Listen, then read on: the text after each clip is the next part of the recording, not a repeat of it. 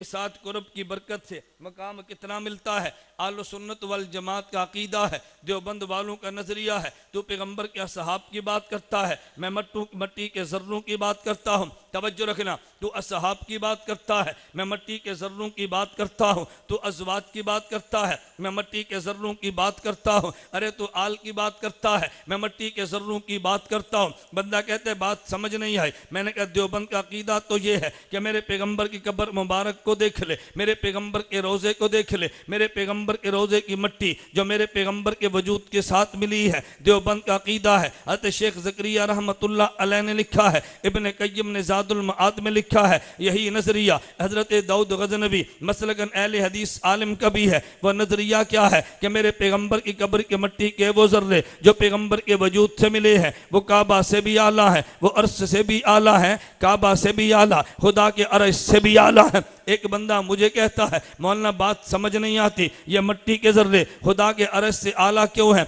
मैंने कहा वजह ये है, हमने मट्टी के जर्रों को देखा है, ये पैगंबर की रिहाइश गाह बनती है। हमने खुदा के अर्श को देखा है, वो पैगंबर की सैर गाह बनती है और रिहाइश गाह सैर गाह से आला होती है।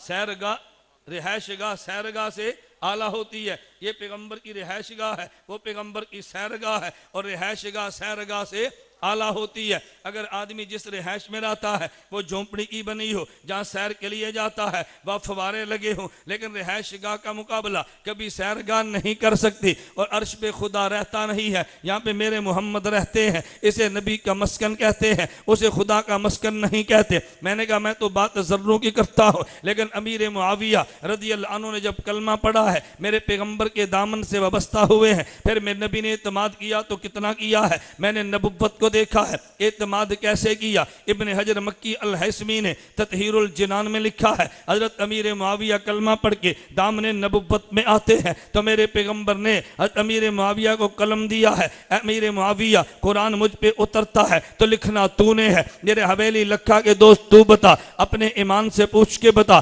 तेरा बेटा सऊदिया में रहता, इंग्लैंड कनाडा अमेरिका में रहता है, लेकिन तू पढ़ना नहीं जानता, तू लिखना नहीं जानता, बाहर बेटे को खत लिखना चाहता है तो जिसको खत लिखने के लिए बुलाएगा वही बुलाएगा जिस पर तुझे एतमाद है। अगर तुझे एतमाद नहीं है बेटे के नाम खत लिखने के लिए तो इंतखाब नहीं करता, तो बता मेरा पैगंबर अपने वही को लिखवाने के लिए जिसका इंतखाब करता है उस पे नबी को एतमाद कितना होगा? कुरान खुदा ने पैगंबर के सीने पे उतारा है तो नबी ने लिखने के लिए अमीर मुआविया का इंतखाब किया है और उतरता कुरान नबी पे है, लिखता अमीर मुआविया है। अमीर मुआविया आए हैं, नबी ने कातिब वही बना दिया है। तवज्जो रखना, मेरे अमीर मुआविया के कातिब बनने पे दुनिया ने एतराज करना था और लोगों ने एतराज किया भी है। एतराज क्या कर रहे थे? कहा जी हम नहीं मानते। मैंने कहा क्यों नहीं मानता? कहते भी अजीब बात यह है कि जब खुदा ने कुरान अपने नबी को दिया वो लिखा हुआ नहीं था, जब नबी ने असहाब को दिया वो लिखा हुआ नहीं था, तो इन्हें लिख कर क्यों दिया है? रद्दो बदल कर दिया होगा। जब नबी को खुदा ने बिन लिखे दिया,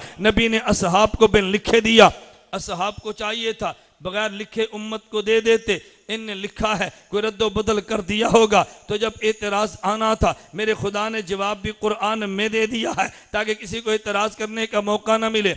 आपको हो गए जवाब कहाँ मौजूद है? तो कुरान तो पढ़ता है लेकिन जवाब पे तेरी तवज्जो नहीं। अभी मौलाना फरमा रहे ना, वो हाफिज और मौलवी का वाक़या सुनाया कि हाफिज ने क्या कहा, हम कुरान के हर लफ्ज़ के कुल्ली बना के बैठे हैं, तो मौलवी ने क्या फरमाया, उस कुल्ली में हम रहते हैं, तो लफ्ज़ तो जानता है लेकिन तू माना नहीं जानता। तवज्जो रखना, मैं एक बात कहने लगा हूँ, कुरान करीम ने फरमाया अलिफ लाम मीम, तवज्जो, अलिफ लाम मीम आगे इसकाल समझना, अलिफ लाम मीम आगे ज़ालिका, तर्जमा क्या करेंगे?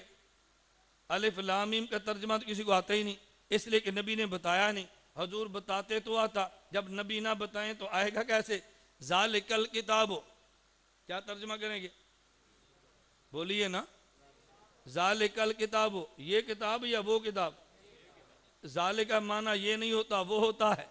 तवज्जो रखना जरा, ज़ालिक का माना अगर कोई चीज़ करीब हो तो ये कहते हैं, अगर दूर हो तो वो कहते हैं, सामने मौजूद हो तो ये कहते हैं, अगर गायब हो तो वो कहते हैं। तो कुरान सामने है या गायब है? बोलिए ना, सामने है या गायब है? तो फिर ये या वो, बोलते जाओ ना, ये या वो, तो ज़ालिका कहना चाहिए या हाजा? भाई ज़ालिका का माना वो है, हाजा का माना तो क्या कहना चाहिए? हाजा। अल्लाह ने क्या फरमाया? ज़ालिक। अल्लाह फरमाते हैं वो किताब, उसमें कोई शक नहीं।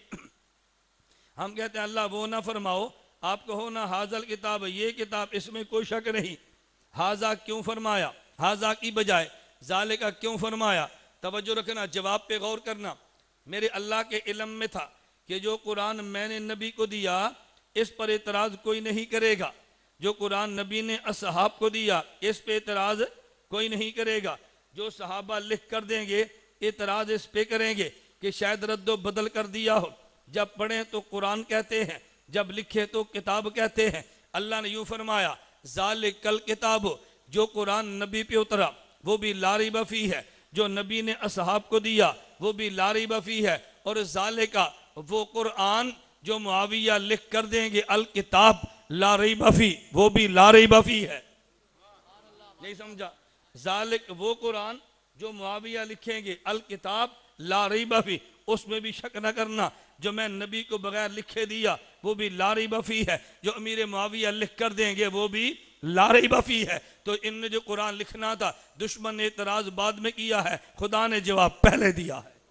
खुदा ने जवाब